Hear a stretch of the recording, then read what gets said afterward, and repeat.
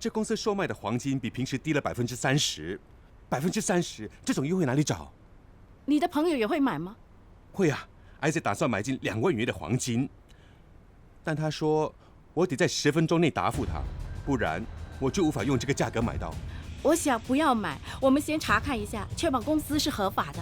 没时间了，这么好的交易，便宜了30%啊！将来卖掉可以赚很多钱的。那你准备买多少31000元。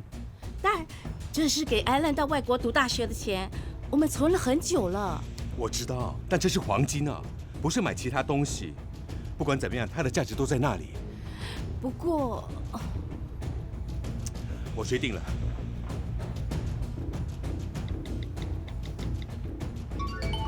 行了，转了31000元。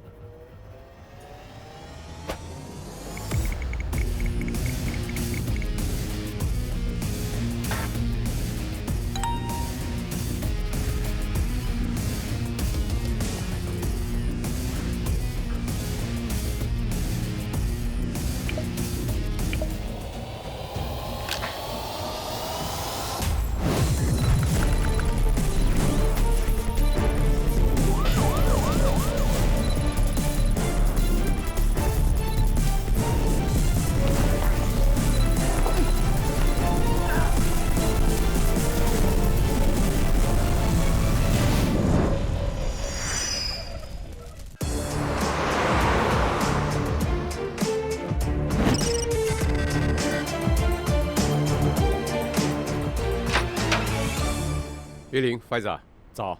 早上好，Sir。Alex Tong 和 Isaac D'Souza 的案件有什么进展吗？我跟 Alex 录了口供，他声称 Isaac 欺骗了他。怎么样呢？他说 Isaac 在 Comstar 应用发信息给他，催促他购买具优惠价格的金条。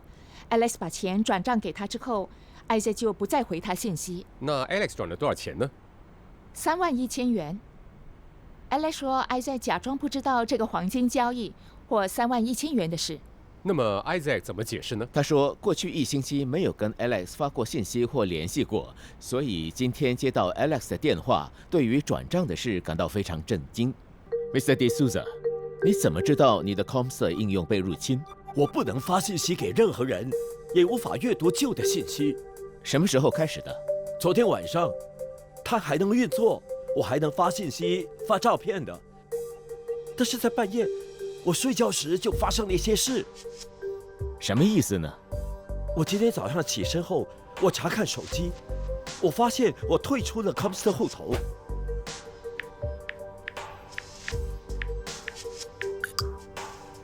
他要求我输入密码，但是我没有 Comstar 户头的密码。我不需要密码，因为我从来没有退出。那他要求的是什么密码？接着，亲戚朋友开始打电话给我，打电话的人很多，有的甚至打不通。他们说给我留了语音邮件，我也不知道我有语音信箱。来电者说了什么？他们告诉我收到我发的一些奇怪的 Comstar 信息，于是他们就直接打电话向我查证。那接下来怎样呢？ Alex 打电话给我，告诉我他收到了我发的信息，要他用31000元购买黄金。但我告诉他我没有给他发信息。Alex 以为我欺骗他。之后你做了什么？我只好在社交媒体上说我的 Comstar 户头被入侵了，我发的 Comstar 信息都是假的。你还记得其他一些不寻常的事情吗？回想起来，我确实曾经收到一则短信，说我的 Comstar 户头已经在另一台设备上登录。我查了 Isaac 的手机记录，他没有跟 Alex 谈论过任何购买黄金的事。看来 Isaac 说的是实话。是的，最近通报的 Comstar 黑客案件数量有所增加，这也证实了他的说法。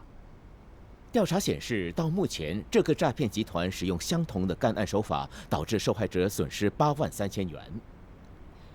受害者的朋友收到 Comstar 有关低价买黄金或加密货币的信息，直到他们转账之后才发现是骗局。玉玲 ，Isaac 和 Alex 是哪家电信公司的订户呢？ Isaac 是鱼尾狮电信公司的订户 ，Alex 是 SG3。向他们查询可否帮忙追踪骗徒的位置，还有查看 Alex 手机上的 Comstar 信息。冒充 Isaac 的骗子可能一时大意，留下他的身份和所在位置的线索。好的，Sir。Alex 将31000元转入的那个银行户头有消息吗？哦，是海洋银行户头。我已经联系银行，他们会尽快提供相关的信息。好的 ，Pfizer， 你联系 Comstor 新加坡分公司，问他们有哪一些 Comstor 户头的信息遭入侵。Yes, sir。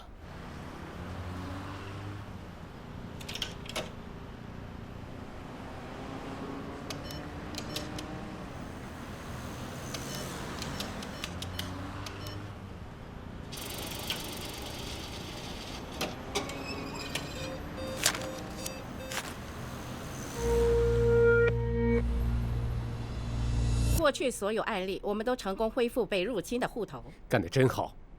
我们也建议户头持有人采用双重认证作为户头的额外保护。在最新的案例中 ，Isaac de Souza 收到一则简讯，指他的 Comstor 户头已在另一台设备上注册。是的，的确这样。所有其他被入侵的户头呢？他们的户头也在新设备上注册了？是的。那么你们有没有所有新设备的 IP 地址呢？有，我们还追踪设备的品牌型号、操作系统和其他的用户信息。能把这些信息发给我们吗？行。有进展吗？哦，我查了被入侵的 Comstor 户头活动记录，发现同个 IP 地址不断出现。不同 Comstor 户头之间的 IP 地址都相同，真奇怪。也就是说，他们之前都曾连接到同个网络。没错，我正在追踪这个 IP 地址。海洋银行说，那个接收31000元的银行户头是属于微风的。筛查显示，他是一名已经离开我国的越南人。那么，谁在使用微风的银行户头呢？记录显示 ，Alex 转了31000元之后的20分钟，有人从波东巴西的提款机多次提款。那么，我们有没有嫌犯提款的闭路电视录像呢？有，在这里。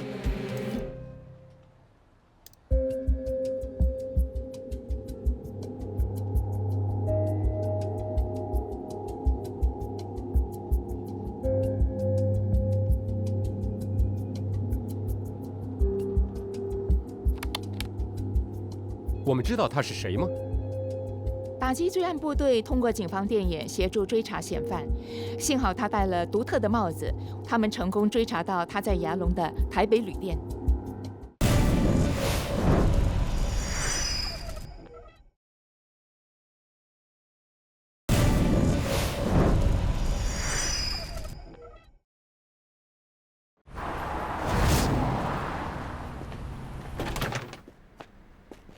你好，你好，我是高级调查员 Jason Tan， 我们是来自科技罪案调查组的。你有没有见过这个人？见过，我今早见到他，我帮你查。他叫黄崇汉。他现在在不在客房里呢？不在。他回来请通知我们。嗯，好的。谢谢你。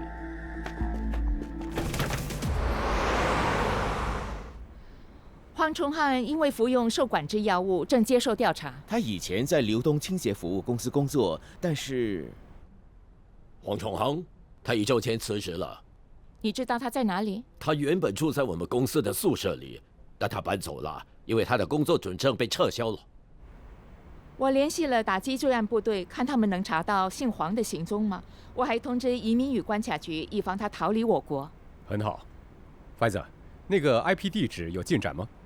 有，我追踪到花拉公园的住所，住在那儿的是 Arivalagan Son of Mutusami， 他做兼职搬运，有偷窃和欺骗前科，我们在监视他了。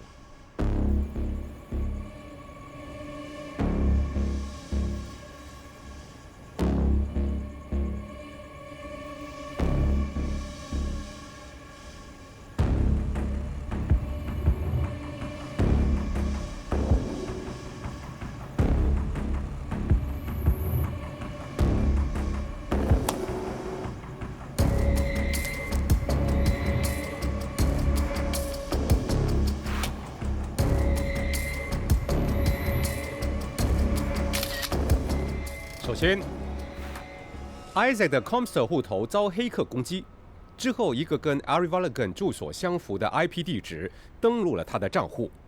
然后 Isaac 的朋友 Alex 向 Isaac 购买了黄金，他被指示把钱转入 WePhone 的户头。20分钟后，姓黄的就从那个户头提款。最重要的是 Ari Valigan 和姓黄的被人看到在一起。看来姓黄的和 Ari Valigan 是同谋。他们现在在哪里？姓黄的回到酒店了。Ari Valigan 在他住所里。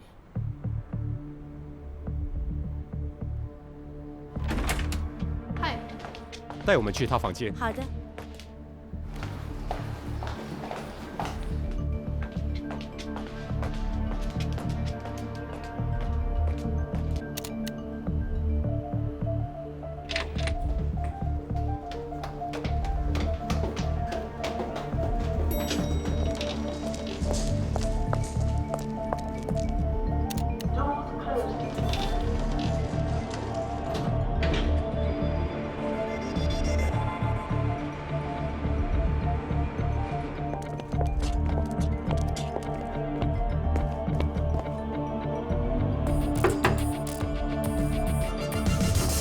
Sean，干嘛这么急着找我？时间就是金钱，你拖延了让我少赚，所以快点把工作完成。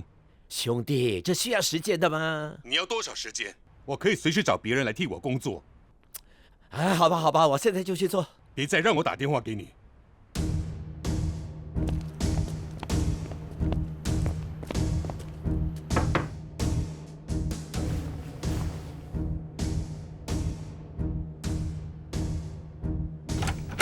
哎，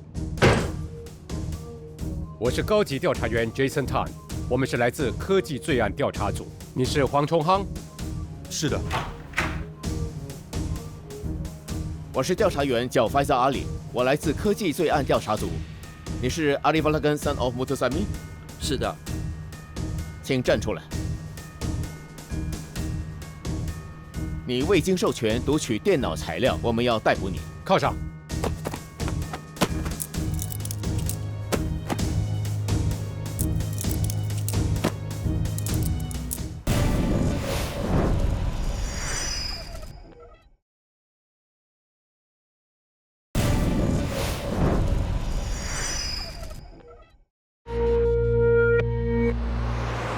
我们在你的酒店客房里发现了一张属于WePhone的提款卡，为什么有这张卡？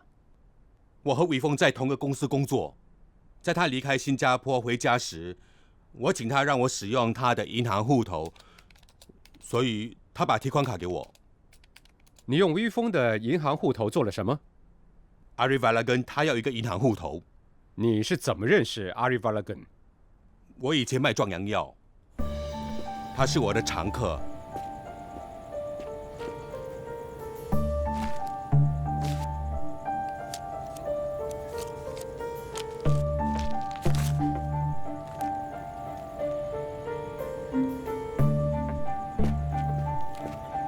Ari Valigan 要你做什么事呢？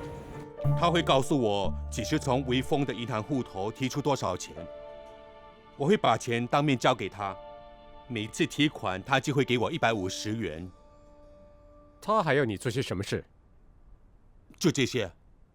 所以2部手机、1张提款卡、1台平板电脑和1台笔记本电脑都在你家被发现。这不是我的主意，是 Sean 的主意。谁是 Sean？ 老板，他要我怎么做我就做咯。他叫你做什么事情？入侵户头，比如接管 Comstar 户头。你是怎么做到这些？我有鱼尾狮电信公司电话号码列表，从暗网拿到。鱼尾狮电信公司有免费的语音邮件服务，语音信箱的默认密码是1234，因此如果你没使用过语音信箱，密码就是1234。任何人可通过1234进入你的语音信箱。很多人忘记或没使用语音信箱，所以我可以用1234登录听他们的信息。我还知道许多 Comstar 用户没有设置密码，你只要在第一时间登录时使用 OTP， 之后就不需要密码了。因此，如果使用其他移动设备登录，只需获得 OTP 就能登录。我选择用电话得到 OTP。为什么？凌晨3点，对吗？每个人都要睡觉，没有人接电话，来电就会转到语音信箱，它会在语音信箱读出 OTP。所以我要做的就是登录语音信箱，听 OTP， 然后在 Comster 输入密码。现在我登录了 Comster 户头，这就是我的户头。我将设置一个密码，使原本用户更难重新进入。你到底侵入了多少个 Comster 户头？40个 Comster 户头，大概这样。黄崇汉说你会把钱转入他的银行户头，他每次提款把钱交给你之后，你都会给他钱。那么向受害者发送购买金条或加密货币的虚假信息呢？可能是 Sean， 我给了他入侵的 Comster 户头，谁知他用来做什么Sean 的电话几号呢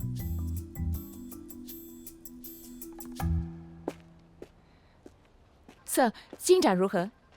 姓黄的说他是听从 Ari Valigan 的指示，他说他只是从银行户头提款和把钱交给 Ari Valigan。那 Ari Valigan 就是那个骗子吗？另一方面 ，Ari Valigan 否认从黄冲汉那里收过钱，他也否认向受害者的朋友发送买金条或加密货币的信息。Ari Valigan 说 ，Sean 付钱给他，让他入侵 Comster 的户头，但对其他事一无所知。Ari Valigan 声称 Sean 是幕后黑手，他只有 Sean 的电话号码。我猜想，这号码属于一个离开我国的外国人。很好，至少我们瓦解了这个集团在这方面的运作。是的，我们要提高公众对这类骗局的认识，保护他们避免受骗。在你刚才看到的8年案件中，一个盗窃身份的诈骗集团骗取了受害者将近8万4千元。科技罪案调查组人员凭着出色的团队合作和信息收集，迅速逮捕了嫌犯，避免了更多受害者上当受骗。为了防止这类事件再次发生，资讯通信媒体发展局要求电信公司删除默认的语音邮件密码，并改用更强大的密码保护，或停用语音邮件密码服务。目前这项任务已经完成。在这里，新加坡网络安全局高级司长汪家宏要为我们提供更多信息。投资诈骗仍然猖獗，以下是一些避免成为受害者的提示：更改设备上的默认凭据，如用户名、个人识别码和密码；为即时通讯平台上的账户启用双重认证。对于好的难以置信或肯定赚钱的投资要小心，只跟有执照的财务顾问投资。通过官方资源，如新加坡金融管理局确认公司的资格。要验证来电者是你认识的人，你可以通过不涉及原有信息平台的方式打电话或请求亲自会面。让我们采取积极措施，保护自己和所爱的人免受诈骗。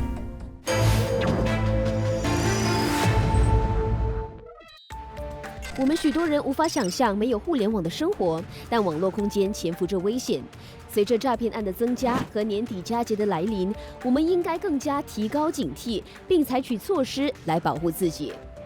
网络犯罪分子会利用年终活动、使用有吸引力的交易和促销等策略来引诱用户下载恶意应用程序。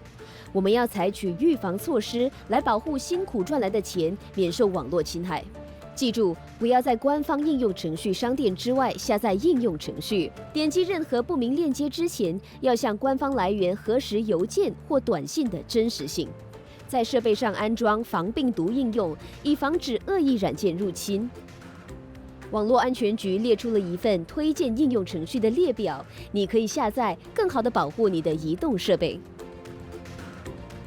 预知更多网络提示，浏览网安局网站。如果需要建议，请拨全国罪案防范理事会反诈骗咨询热线或浏览该网站。这一期的神之依法已经来到尾声，非常感谢您的收看。我是许兆荣警监，请大家各尽本分，预防、遏制和侦测罪案。再会。